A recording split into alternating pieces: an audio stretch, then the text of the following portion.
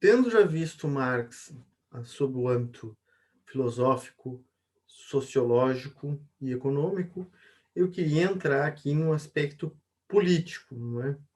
Que é um dos pontos que mais fazem referência a ele no debate comum, muito embora seja apenas um aspecto, é preciso diferenciar o teórico do ativista.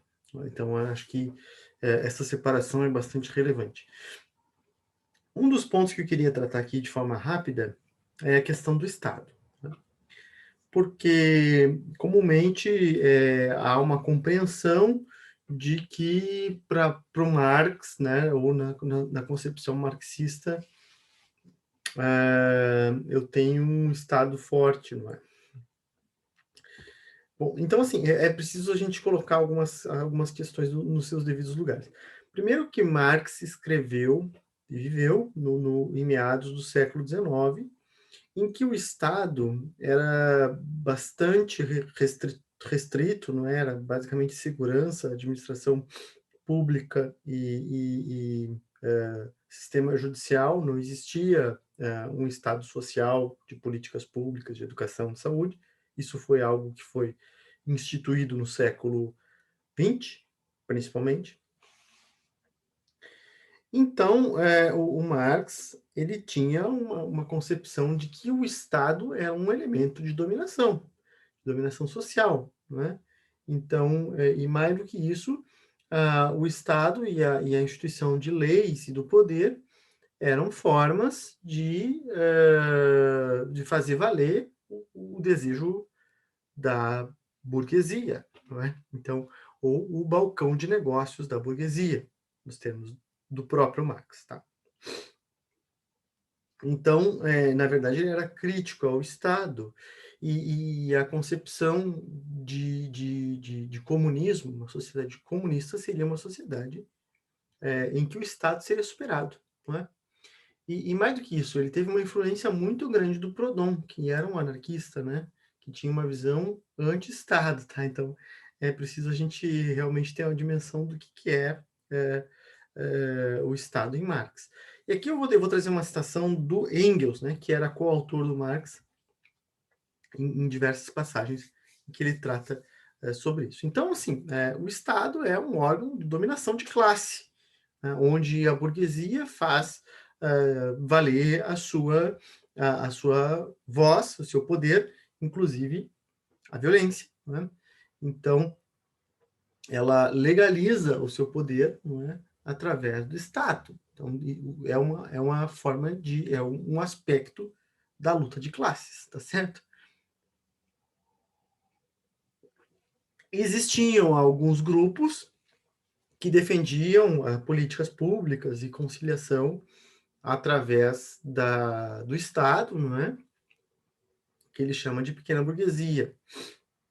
E, para o Engels, o Estado serve para que os antagonismos da sociedade, os antagonismos de classe, que é algo inerente no pensamento do Marx, né, sejam atenuados através do estabelecimento de uma ordem, não é?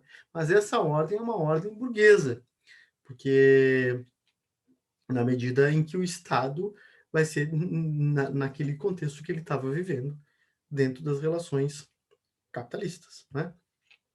Então, aqui, uma passagem do Engels sobre o Estado. O proletário, numa situação de revolução, o proletário se apodera da força do Estado e começa por transformar os meios de produção em propriedade do Estado.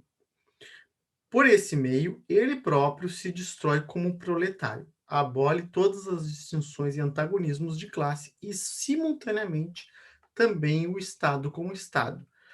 A antiga sociedade, que se movia através de antagonismos de classe, tinha necessidade do Estado, isso é, de uma organização da classe explorada, exploradora, melhor, em cada época, para manter as suas condições exteriores de produção e principalmente para manter pela força a classe explorada nas condições de opressão exigida pelo modo de produção existente, escravidão, servidão, trabalho assalariado.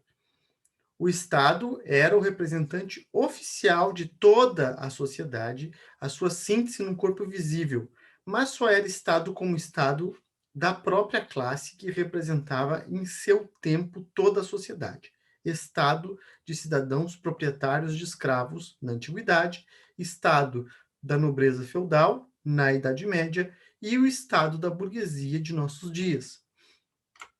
Então, o Estado é uma forma de garantir a exploração social, né? De garantir a servidão, a escravidão, quer dizer, a servidão era legal, não é? E o próprio trabalho assalariado, que Marx e Engels compreendem como uma exploração, ser garantido por lei, não é? Então, por lei instituída pelo Estado, não é? Então, existe muita discussão sobre isso, né? E aí, claro, o marxismo ele vai muito além do Marx, né? E como eu já disse, existem vários marxismos, né? De autores que dão sequência e o marxismo-leninista, o do Althusser, do Gramsci, né? Do Polantzas, várias vertentes de marxismos que não é objeto nosso aqui, tá? Mas, de toda forma, só para falar rapidamente, o marxismo tradicional, não é, enxerga o Estado, então, como uma ditadura, não é, de classe, tá certo? É uma imposição desse grupo que domina a sociedade e domina também o Estado, né? E para citar também o Polantzas, né, que é um outro autor marxista que se apoiou no Gramsci, né, que trazem interpretações diferentes sobre o Estado, né? A gente olha, o Estado, existe disputa de poder dentro do Estado, contradições dentro do Estado, né? E essas contradições, eventualmente, representam grupos de poder distintos. Né? Dentro do Estado também tem conflito de classes, vamos dizer assim, né? E existem grupos dentro do Estado que defendem os interesses da classe trabalhadora, dos operários, e existem grupos dentro do Estado que defendem os interesses da burguesia, não é? Que defende a propriedade privada. Né? Então, existe essa disputa dentro do Estado e uma própria disputa pelo Estado, né? Do comando do Estado. Né? Então, quer dizer, uma compreensão de que a luta de classes está em tudo, inclusive no Estado. Né? Tá? De toda forma, o Estado ele também impõe violência, não é, física, e é determinado pelas relações sociais vigentes, assim como tudo, pela estrutura social, que no caso, né, capitalista. Tá? Então, de toda forma, ele não é um monolito. Né? Então, assim, existe toda uma discussão dentro dos marxismos, né, sobre essa questão do Estado, de se deve, digamos assim, uma luta revolucionária deveria se apoderar através do Estado, ou se deveria abolir o Estado, né? Enfim. De toda forma, para o Marx, né, o Estado é uma forma de dominação que deve ser abolida. Tá? Bom, então vamos ver aqui, para fechar aqui, outros aspectos assim, dessa faceta do Marx como ativista político, e aqui eu estou partindo principalmente do Manifesto Comunista, que é um dos livros mais conhecidos dele, né? Que é um pouco um livro de síntese assim do pensamento, e de forma um pouco mais simples, né? Então ele se propõe, que ele escreve junto com Engels, né? Se propõe a fazer um panfleto político, né, do Partido Comunista, tá? E é para ser e traz aqui várias ideias dele de forma mais simples, né? De uma linguagem um pouco mais simples. Então, o que ele traz assim no manifesto? Uma série de ideias, né? Um deles é que o Estado é o balcão de negócios da burguesia, né? Então, assim, ele tem, o Marx e o Engels, no caso, tem uma visão, digamos assim, cética com relação à democracia. Apoiam as lutas democráticas, são a favor da democracia, mas veem que a democracia é fictícia, não é? Porque na prática, quer dizer, o poder, né, que supostamente o sufrágio universal e tudo, na verdade acaba sendo dominado. Quer dizer, quem é que tem capacidade de chegar ao poder realmente, não é? Dificilmente a classe oprimida, não é? Então, os políticos, a estrutura jurídica, as leis, o sistema judicial, né? Tudo isso é dominado pelos mesmos grupos que dominam a sociedade, que é as elites, né? Econômicas e também políticas. Então, a democracia é uma fachada, né? É suposta democracia, que na prática acaba sendo uma forma de operacionalizar a dominação burguesa, porque não é concretamente democrática. Então, existe um ceticismo com relação à democracia. Não que seja antidemocracia, mas é um ceticismo. Né? A democracia não é verdadeira, não é? E ao mesmo tempo, não é, uma ideia de que o reformismo o que é? É transformar o capitalismo, né, fazer reformas com políticas sociais, com redistribuição de renda, com tributos, por exemplo, né, com políticas públicas, ou seja, a social-democracia, que já existia na época, eles são críticos também, né, na verdade. A social-democracia, eu queria pontuar isso, nasce no campo da esquerda. Eu já falei isso em outras oportunidades, ao contrário do que alguns marxistas imaginam. Né? A social-democracia nasce no campo da esquerda. Não é? Aliás, a ideia da social-democracia surgiu, né, os primeiros a trazer tais ideias são os chamados socialistas utópicos, né? Saúde pública, educação pública, né? Políticas de distribuição de renda, de proteção aos pobres enfim, às crianças, aos abandonados, pensar na velhice, na aposentadoria, tudo isso são ideias que surgem com socialistas utópicos. E os partidos social-democratas eram, enfim, vários marxistas faziam parte dos partidos social-democratas, né?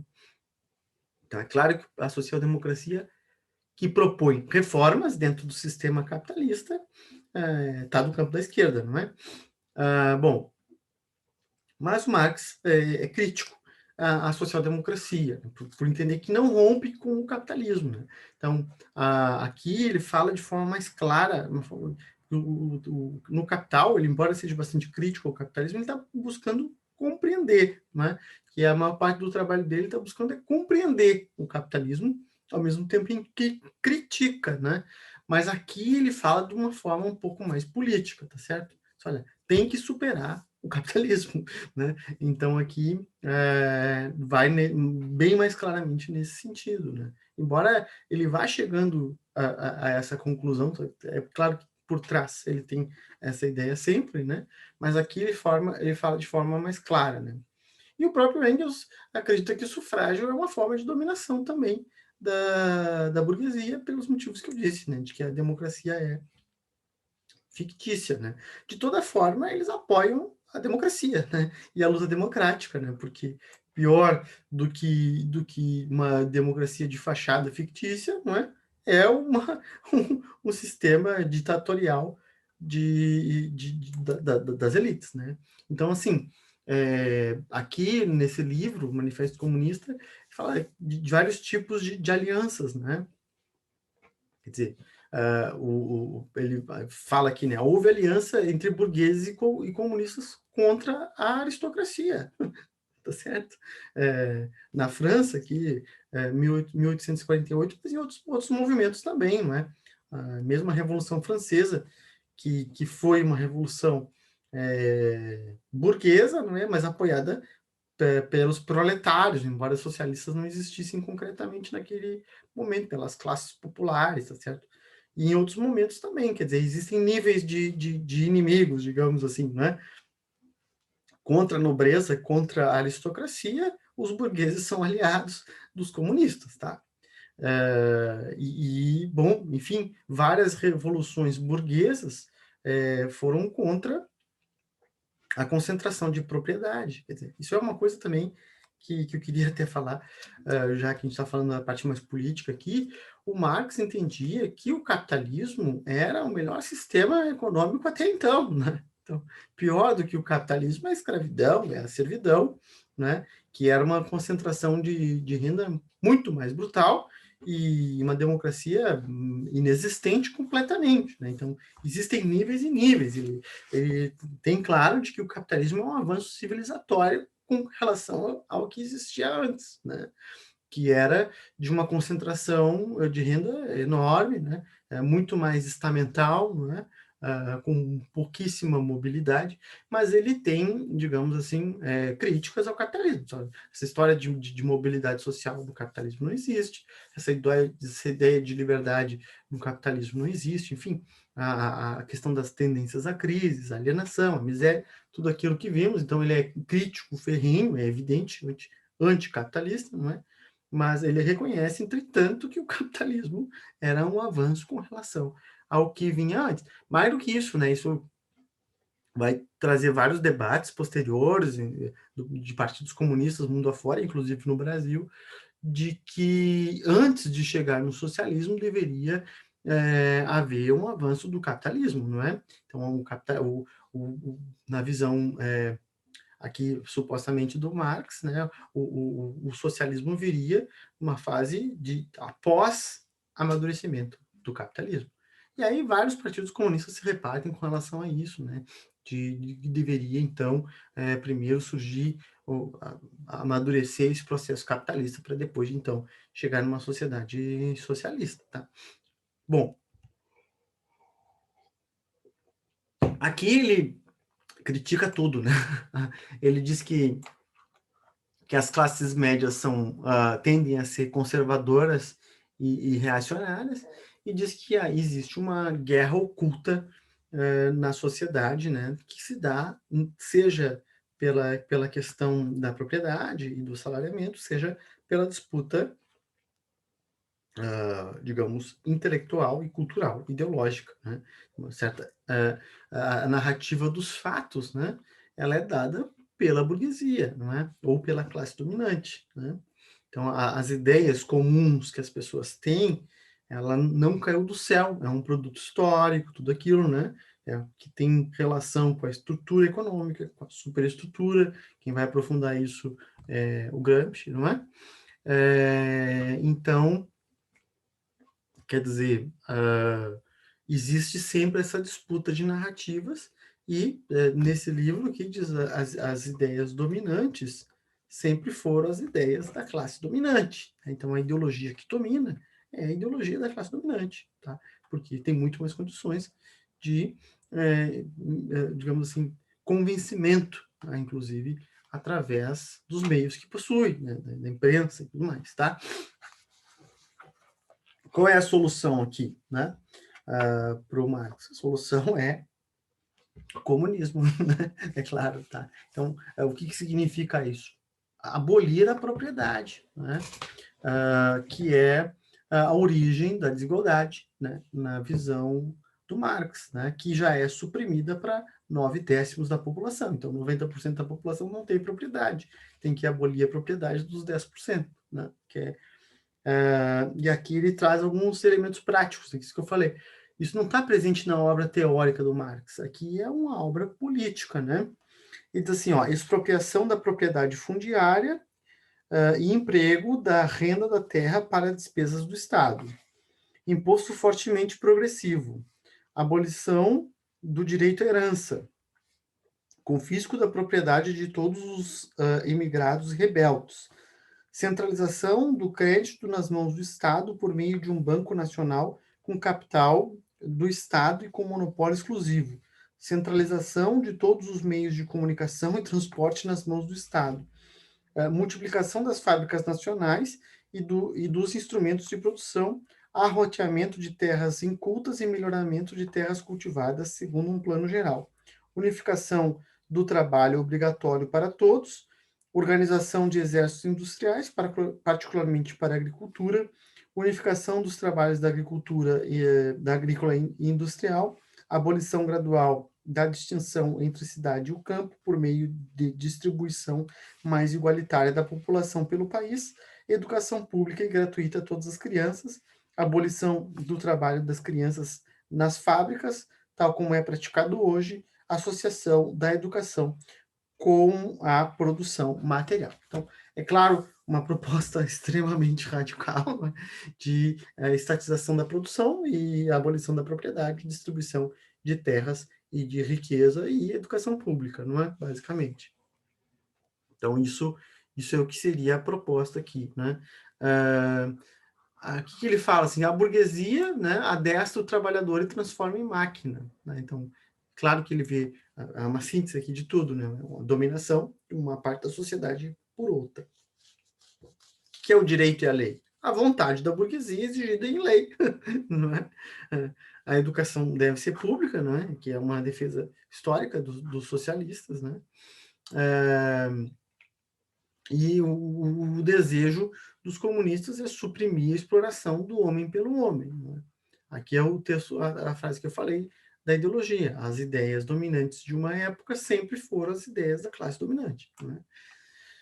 Bom, ele critica todos os chamados socialistas utópicos, né? Por exemplo, Sismondi, né, que é um autor que falou sobre crises, eles que é um socialismo pequeno burguês, que nenhum deles era revolucionário, né?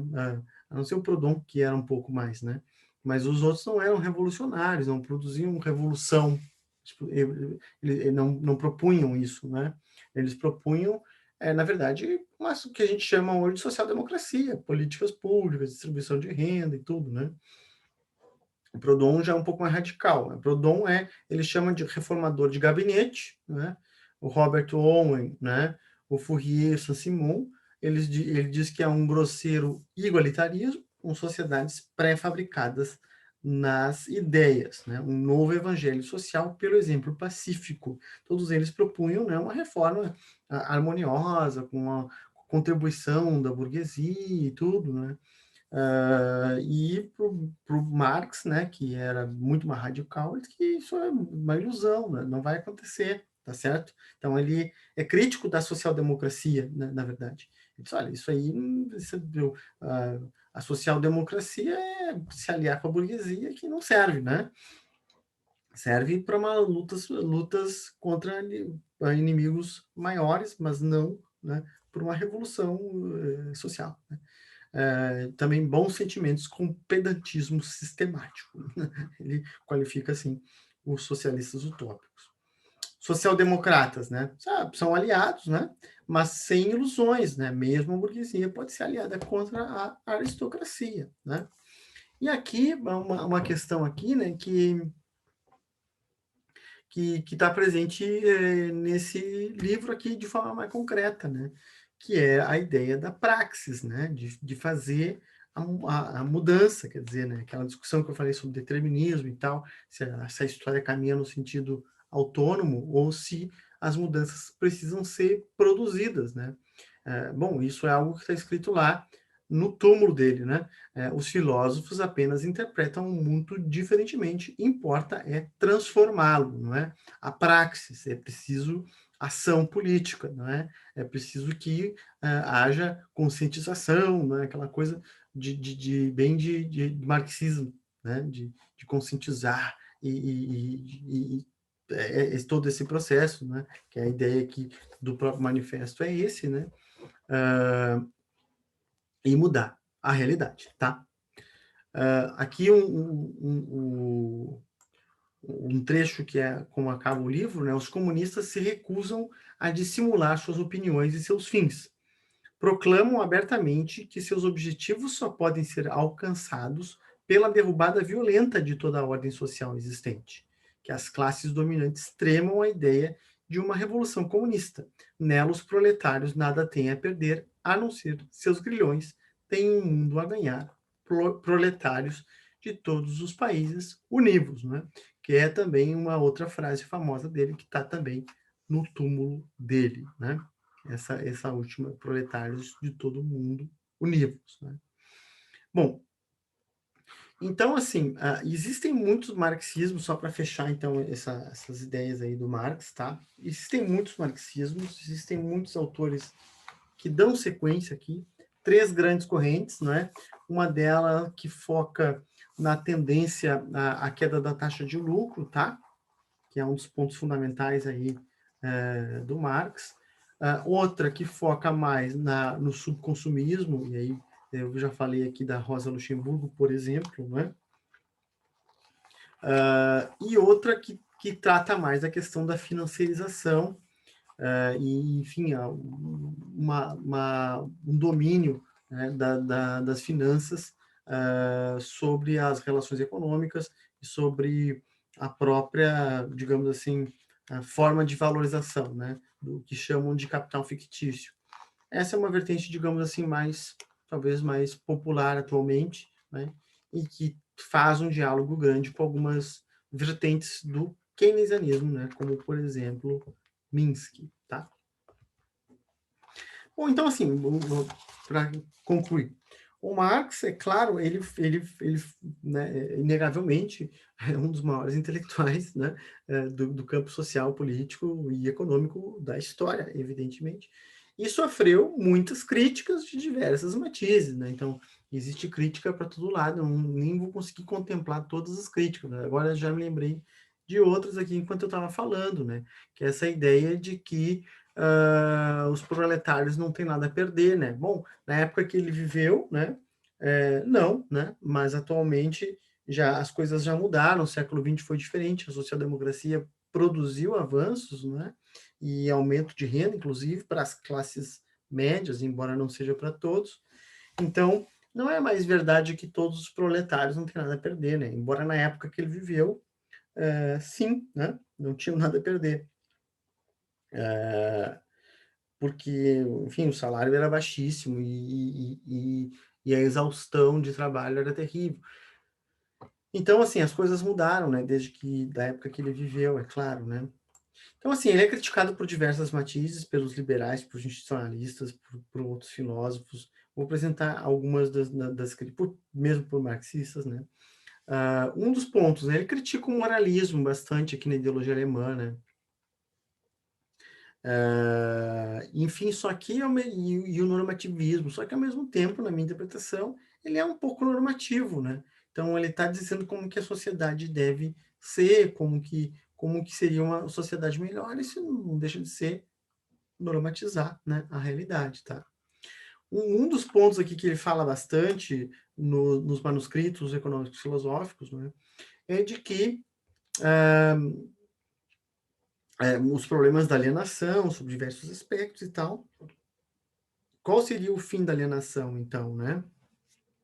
Seria numa sociedade comunista. A sociedade comunista iria acabar com o problema da alienação, ia acabar com o problema da desigualdade, iria acabar com o problema da exploração do homem pelo homem, ia aumentar o tempo livre de todo mundo, não é? Porque não precisaria mais trabalhar para si, para outra classe e tudo. Bom, na verdade, então, assim, existe isso, né? Existe um fim dessa alienação, existe uma possibilidade de todo mundo ter mais tempo de vida para si mesmo, né? Então, há uma certa ideia de uma terra prometida, de um jardim do Éden, de algo que a gente vai poder alcançar com a revolução, né? Que é algo que a gente pode criticar também, não apenas Marx, mas todos os marxistas, né? Então a solução para tudo é a revolução, né? Então vamos lá fazer a revolução, né? Então, o que é isso? Como é que vai ser? Isso vai resolver? Vai mudar, né? Como? Né? Isso vai acabar com todos os problemas? É uma visão assim de uma terra prometida, né? Outro ponto aqui presente nesse livro dos manuscritos, que ali essa discussão do indivíduo e tal, que eu falei em outras passagens, né? Tipo, então, dentro do sistema capitalista, o indivíduo seria restringido, alienado e tudo, né? Teria, inclusive, toda a mentalidade, os valores de uma sociedade capitalista. E aí, se mudar o modo de produção, então isso vai mudar o indivíduo? Como que vai ser isso? Quem vem primeiro? Mas então tem que ter a praxis ou não? Né? A praxis é de um indivíduo que não está alienado, né? Que não está dentro dos valores do capitalismo, né? Que tem outros valores comunistas, tá? Mas então quem vem primeiro, né? E aí os institucionalistas criticam bastante, né? no vídeo do Veblen eu falo várias críticas que o Veblen faz ao Marx e outros institucionalistas também, né? Olha, o ser humano tem aspectos inatos, não tem essa de vamos construir um homem bonzinho, um novo homem, né? Que é o tema lá, por exemplo, do Che Guevara, né? Vamos construir um homem solidário, um homem bonzinho, um homem coletivo, não é? E aí os institucionalistas falam assim, olha, o egoísmo existe, tá? O instinto predatório, ele existe na humanidade, tá? Não tem como abolir isso, né? Não é só mudando o sistema que vai acabar com os instintos que existem, né? Embora não podem ser generalizáveis, eles não podem também deixar de ser identificados, tá? Outro ponto que eu falei lá no primeiro vídeo, então, de que supostamente existiria um determinismo, que é uma discussão que eu falei, né? A história, então, ela caminha no sentido, né? Há uma tendência para o socialismo, o capitalismo vai ruir sozinho, né? O comunismo, então, é que vai resolver todos os nossos males. Mas se isso vai acontecer, então por que há a necessidade de praxis, né? Por que tem que ter praxis, se isso é uma tendência? E, concretamente, o capitalismo está aqui até hoje, né? Embora tenha se transformado bastante desde a época que ele viveu. Outro ponto, né, que o Nietzsche critica, a ideia de socialismo, né, é uma fuga da realidade, né? É um ídolo que se constitui, né? Tu idealiza, tu constrói algo que não existe, na verdade. Tu está tentando fugir do mundo que existe para construir uma sociedade que não existe, né? Então, tu está negando os fatos, né? À medida em que tu idealiza uma sociedade socialista, tá? Bom, tem vários autores que consideram o materialismo histórico como tautológico, na medida em que busca explicar tudo, embora isso esteja presente já desde o Hegel, né? Busca explicar tudo e não explica nada, né? Então, você quer explicar tudo, não tem como explicar tudo, não tem como abraçar o mundo, tem que entender de economia, de sociologia, de política, de indivíduo, de sociedade, de direito, né? Então, tu não vai abraçar o mundo, tu não vai conseguir explicar essa realidade tentando compreender tudo ao mesmo tempo. Bom, os liberais criticam bastante Marx e o marxismo, evidentemente, né, são inimigos intelectuais, e, bom, vários liberais e mesmo marxistas discordam da ideia de que há uma tendência da redução da taxa de lucro, tá? O próprio Hayek, né, é um autor que critica essa ideia, tá? Os liberais também, que agora eu lembrei dessa crítica também, criticam a ideia, né, de que não há benefício, né? Claro, os liberais têm muitas críticas, né? Não há benefício no trabalho, né, no emprego. Olha, o trabalhador também ganha, né? Ele aumenta a sua renda. Então, pior do que não ter trabalho e não ser explorado é não ter nada e ficar na pobreza e não ter acesso a bens, né? Então, na visão liberal, a produção e o trabalho aumentam a riqueza e dão acesso a bens, né? Claro, né? Então, e também criticam a ideia de uma sociedade socialista, porque na visão liberal isso necessariamente passaria pela supressão de direitos individuais, como o próprio direito da propriedade, né? Que seria um direito do indivíduo que seria suprimido através do socialismo, né? Ele tem também debates com Bakunin, né, que é um autor anarquista, embora seja um pouco próximo, o anarquismo do marxismo, eles são próximos, né? Só que existem algumas discordâncias, porque para chegar numa sociedade comunista, na visão marxista, deveria ter uma revolução e a tomada do poder pelo Estado, como ele disse ali, né? E o Bakunin tem uma visão de que isso geraria, né, uma sociedade distópica e despótica, né? Um despotismo, não é? Uma ditadura, e que acabaria limitando a liberdade dos indivíduos, né? Através da coerção do Estado, que os anarquistas são mais críticos do que os marxistas, tá? Que é algo que os anarquistas criticam no chamada experiência da União Soviética e de outros países, né? Então, há um líder iluminado lá que acaba dominando a sociedade e buscando seus próprios interesses, né? Então, essa ideia que os anarquistas, que são de esquerda também, criticam, né? A ideia de que a dominação de um grupo mesmo que sejam supostamente revolucionários, supostamente defensores dos proletários, eles se tornariam uma nova elite, né? Bom, os liberais também criticam a teoria do valor do trabalho, né? Eu lembro, o Jevons diz que isso aqui é uma besteira, né? A teoria, são adeptos da teoria do valor utilidade e posteriormente da utilidade marginal. O Galbraith também, que é economista institucionalista, que tem também uma influência do Keynes, né? Ele critica, por exemplo, a redistribuição de renda de forma igualitária, porque isso acabaria desincentivando o trabalho, e é óbvio que os liberais concordam com essa tese, né? Algumas questões ainda que eu coloquei, né? Há espaço para o indivíduo dentro da obra do Marx, que é algo que está em aberto, né? O Marx seria um autor determinista, muitos entendem que sim, mesmo marxistas, né? Que não apenas no determinismo no sentido de que a sociedade caminha no sentido, a sociedade, a história caminham no sentido do socialismo que virá pelas próprias contradições do capitalismo, mas também um determinismo de que o indivíduo é determinado socialmente e determinado, sobretudo, pelo aspecto econômico, o determinismo econômico como sendo a grande explicação de tudo, não é? Na concepção do Marx. Tá?